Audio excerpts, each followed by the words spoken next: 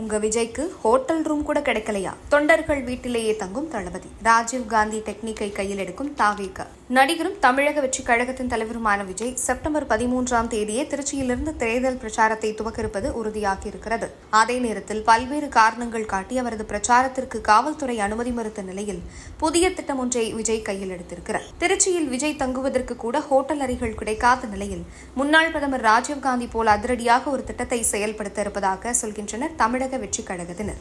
கட்சி ஆரம்பித்து ஒரு வருட காலத்திற்குள் 2 மாநில மாநாடுகளை பிரம்மாண்டமாக நடத்தி முடித்திருக்கிறார் விஜய். தொடர்ந்து 2026 சட்டமன்ற தேர்தலை முன்னிட்டு தமிழகம் முழுவதும் பிரச்சாரம் மேற்கொள்ள இருக்கிறார். வெற்றிகரமாக 2 மாநாடுகளை நடத்தி முடித்திருக்கும் விஜய் பிரச்சாரத்தை மத்திய மண்டலத்தில் இருந்து துவங்குகிறார். திருப்பு முனையை ஏற்படுத்தும் வகையில் திருச்சியிலிருந்து பிரச்சாரத்தை தொடங்குகிறார். செப்டம்பர் 13ஆம் தேதி திருச்சியில் விஜய் பிரச்சாரத்தை தொடங்கும் நிலையில் தமிழக வெற்றி கழகத்தினர் திருச்சி காவல்துறையில் அனுமதி கேட்டனர். திருச்சி மரக்கடை பகுதியிலிருந்து காந்தி மார்க்கெட், பால் பண்ணை மற்றும் சென்னை பைபாஸ் வரை ரோட் ஷோ நடத்த அனுமதி கேட்ட நிலையில் போக்குவரத்து நெரிசலை காரணம் காட்டி காவல்துறை அனுமதி மறுத்தது. தற்போது கிடைத்த தகவலின்படி மரக்கடை அருகே எம்ஜிஆர் சிலை, ஸ்ரீரங்கம் ராஜகோபுரம் ஆகிய பகுதிகளில் விஜய் பிரச்சாரம் செய்யலாம் என சொல்லப்படுகிறது. பல இடங்களில் பிரச்சாரம் நடத்த அனுமதி கேட்டும் காவல்துறை அனுமதிக்காததால் தற்போது இந்த இடங்கள் தேர்ந்தெடுக்கப்பட்டிருக்கின்றன.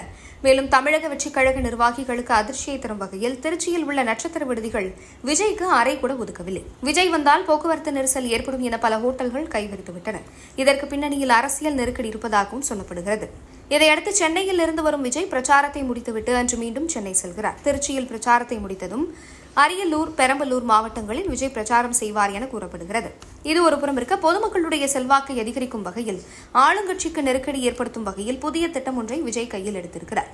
இது பழைய திட்டம்தான் என்றாலும் இந்தியா முழுவதும் பேசப்பட்ட ஒரு பிரச்சார திட்டம் முன்னாள் பிரதமர் ராஜீவ்காந்தியின் பிரச்சார திட்டம்தான்.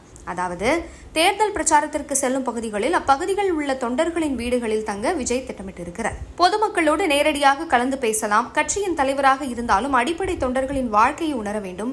அவர்களுடன் உணவு உண்டு உரையாடி குடும்ப சூழ்நிலை தெரிந்து கொள்ளலாம் என்பதுதான் ராஜீவ்காந்தியின் அந்த திட்டம்.